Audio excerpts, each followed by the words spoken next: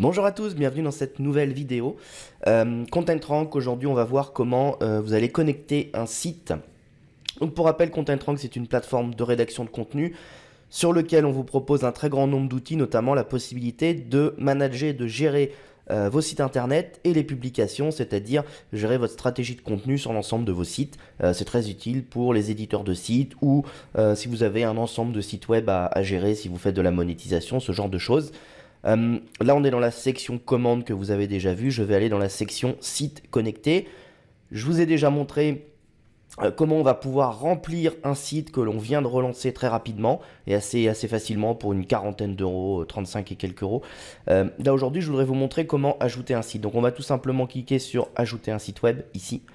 On va aller dans son WordPress. Donc là on m'avait dit la dernière fois que vous n'aviez pas trop pigé parce que j'avais flouté pour pas qu'on voie mon domaine. Justement l'idée ça serait qu'aujourd'hui vous puissiez tout voir. Donc je vais entre guillemets sacrifier un domaine. Vous descendez, vous allez prendre le mot de passe de votre site internet, tout simplement. Ici, on va commencer à dire que c'est un WordPress. On va pouvoir indiquer voilà, un email. Et on va descendre pour aller ici dans mot de passe d'application. Donc on va tout simplement indiquer un nom d'application. On pourrait mettre Content Rank, mais on pourrait mettre n'importe quoi aussi. On s'en fout. Voilà, hop, n'importe quoi, et on fait ajouter tout simplement un mot de passe d'application qui est ici, que l'on va prendre. On n'a plus qu'à le coller là, on peut vérifier ici avec le petit œil que le mot de passe est bon. 17 AI, voilà. Et on va indiquer le site internet, donc je prends mon site web, sans le HTTPS, sans le slash à la fin. On vérifie qu'on n'a pas de slash, on n'a pas d'espace. Ici devant, c'est pareil, on est bien collé. On va lui donner un nom. Moi, je ne me prends pas la tête. Je reprends ici le nom du site avec le .com. Vous pouvez faire des variantes si... voilà.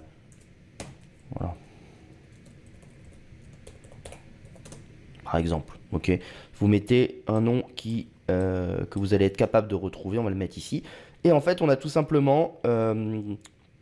donc ici, on a bien sauvegardé. On peut recharger la page pour s'assurer que le mot de passe est bien créé. Vous allez le retrouver qu'une seule fois, donc notez-le dès qu'il apparaît. Sinon, vous faites révoquer, vous recommencez l'opération ou vous recréez une autre application.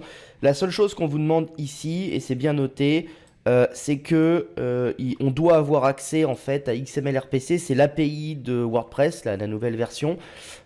Pour ça, vous avez juste à taper dans l'URL wp-json JSON et vous avez accès en fait à la partie API. Donc si vous avez une page en 500, 404 où vous ne voyez pas ce code illisible, là, ce bordel, c'est qu'on n'a pas accès à l'API, donc il y a quelque chose qui bloque.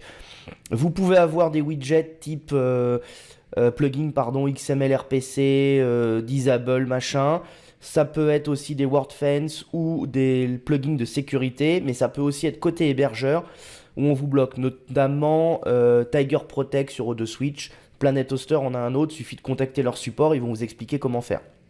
La manière dont on déverse, on le verra dans une autre commande. À partir du moment où vous avez planifié une date, nous on déverse en mode brouillon en mettant la date de publication. Ce qui veut dire que vous pourriez déverser dans un site toute une commande, rebloquer l'API si vraiment vous avez envie de la bloquer, et ne la débloquer que lorsque vous déversez et faire des sessions de plusieurs dizaines de jours. Mais on verra dans une autre vidéo comment est-ce qu'on planifie la publication. Et là, on a juste enregistré, on a rentré les bonnes informations. Voilà. Bim. Il m'a importé mon site. J'ai pas d'erreur, j'ai pas de truc en rouge. J'ai eu le message en haut à droite en vert qui m'a dit que tout s'était bien passé. Donc là, on a connecté un site internet. Et si on retourne dans site connecté, voilà, on voit bien que on a un site web. Pourquoi j'ai qu'une seule catégorie? Tout simplement parce que par défaut, dans WordPress, j'ai la catégorie Uncategorized. Voilà. Je peux pas la supprimer. Celle-là, on aurait peut-être pu la renommer. Moi, je la renomme en méga catégorie type blog ou un truc comme ça. Et je refais mes sections après. Pensez aussi à gérer les permaliens ici. Pour ne pas inclure, en fait, avoir vraiment la structure personnalisée, ne pas inclure la catégorie ou la sous-catégorie. Ce qui veut dire que si un jour vous mettez juste post name, si un jour vous changez ou vous restructurez votre site, vous n'aurez pas de 301 à faire. Donc ça veut dire qu'on aura, par exemple, si j'ai une URL, je sais pas, qu'est-ce que la malbouffe, un chat en cuisine, qu'est-ce que la malbouffe, point. J'aurai pas à m'emmerder, donc ça veut dire que si la structure actuelle que l'on va vous proposer, qu'on va voir dans 10 secondes, ne convient pas, vous pourrez tout à fait la changer, la remodeler côté WordPress, mais au moins ça vous fait une base. Je vais refaire une démonstration tout de suite que vous avez déjà vu dans une autre vidéo, mais c'est pour vous montrer la continuité de ce que vous pouvez faire en ayant ajouté un site. Voilà, donc tout simplement, ici, on a 0 catégorie, on nous dit, voilà, ajoutez un cluster à votre site parce que vous n'avez rien apporté. Qu'est-ce que je vais faire ici? J'ai un chat en cuisine, donc globalement, c'est un site qui parle d'hôtellerie-restauration.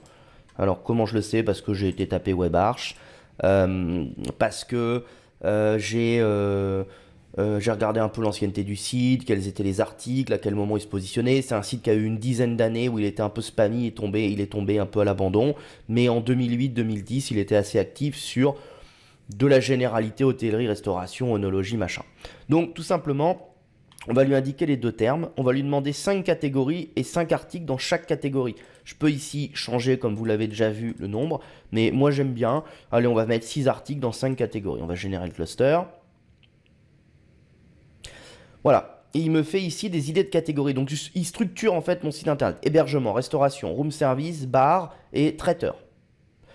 Voilà, typiquement si on est dans la vente de liens, l'hébergement c'est nickel, je peux les taper dans tout ce qui est hôtellerie. Restauration, c'est dans tous les restos. Room service, ça va aussi être de l'hôtellerie et du service. Bar et traiteur, il y a aussi de la demande en traiteur événementiel. Donc là on voit déjà que il remplit, il nous propose des idées de titres, les principaux défis de l'hébergement de la restauration à l'ère du numérique, comment offrir un service de qualité dans un room service, les technologies modernes à leur effet en room service, voilà. Donc là, en fait, il m'a structuré 25 contenus et 5 catégories, alors 30, et je peux lancer immédiatement mon site. Donc ça veut dire que là, aujourd'hui, j'ai installé WordPress en quelques minutes, et là, en une autre minute, j'ai une trentaine de contenus et je peux choisir, est-ce que je veux faire rédigés par des humains? Est-ce que je veux un méga contenu premium autour de 10 € les 100 mots? Ici, on est plutôt autour de 3-4. En fait, ça dépend des scores, mais ça va de 2,80 à 3,6. Mais bon, c'est le prix de la rédaction humaine. Et l'IA, on est à 1,2, 1 euro et quelques le contenu à peu près. Voilà, tout simplement. Et on va pouvoir confirmer la commande. Ça, j'y vais pas parce que je vous l'ai déjà montré dans une autre vidéo. Suivez la playlist tuto et vous allez voir. Mais ici, voilà, on a remonté un site web en quelques minutes. Et je vous montrerai quand on valide une commande, comment est-ce qu'après on va pouvoir planifier des contenus. Ça sera dans une autre vidéo. J'essaye vraiment d'hacher petit chaque fonction pour que vous ne soyez pas perdus. Si vous avez des questions, vous avez toujours le chat ici pour contacter quelqu'un de ContentRank. Toujours les fonctions passage de commande. Le mode prêt à l'emploi qui était le mode de lancement.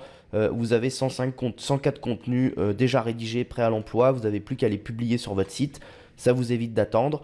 Mais voilà, le côté site connecté, il est vraiment énorme parce que vous gérez tous vos sites web depuis un seul endroit. Une fois qu'ils sont connectés, vous pushez vos contenus à droite à gauche. Et il y a encore plein de fonctionnalités qui arrivent, qui vont être énormes. Donc merci de nous suivre. À très bientôt et bon week-end. Ciao.